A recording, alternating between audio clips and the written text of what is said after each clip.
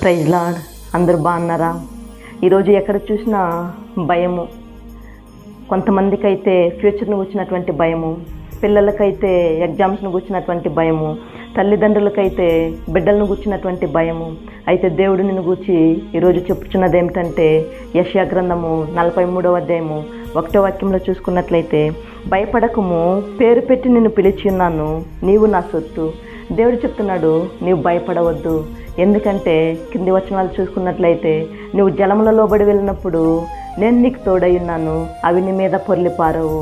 నీవు అగ్ని మధ్య నడిచినప్పుడు నీవు కాలిపోవు. ఈ లోకంలో అగ్ని లాంటి శ్రమలు వస్తాయి, జలములలో బడి వెళ్ళేటటువంటి మార్గం వస్తుంది. అయితే దేవుడు చెప్తున్నాడు, అది నిన్ను కాల్చవు, నీవు జలములలో మునిగిపోవు, నీ మీద అది పొర్లిపారవు. ఎందుకంటే నీవు దేవుని బిడ్డవు, నీవు ఆయన సొత్తు. ఆయన ఎల్లప్పుడూ శ్రమలలో దేవుడు నీకు తోడై ఉండే దేవుడు. ఆ రోజు షడ్రక్, మేషక్, అబేద్నగో అగ్నిలో వేసినప్పుడు వాళ్ళు కాలిపోలేదు. ఎందుకంటే దేవుడు వారికి తోడై ఉన్నాడు. ఆ దేవుడే ఈరోజు నీకు తోడై ఉన్నాడు. శ్రమల్లో కృంగిపోవద్దు, బాధపడవద్దు. దేవుడు నీతోనే ఉన్నాడు. నీవు ఆయన బిడ్డవు. ఆయన రక్తం చేత నిన్ను కొనుక్కొని ఉన్నాడు. నమ్మినట్లయితే ప్రార్థన చేసుకుందాం. మంచి తండ్రి యేసయ్యా, నీకు వందనాలయ్యా. ఎంతమంది అయితే బిడ్డలున్నా ప్రభువా, అయా శ్రమలలో కృంగిపోతున్నారో ప్రభువా, ఎంతమంది బిడ్డలు ప్రభువా వేదన పడుచున్నారో నా తండ్రి, అయా భయపడుతున్న కార్యాలు నా ప్రభువా.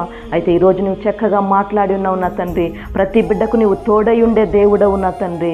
అయా నీ బిడ్డలను నా ప్రభువా శ్రమల నుంచి, పోరాటాల నుంచి నా ప్రభువా నువ్వు తప్పించి వారిని ఆశీర్వదించి దీవించమని యేసయ్య నామములో అడుగుచున్నాము తండ్రి. ఆమేన్.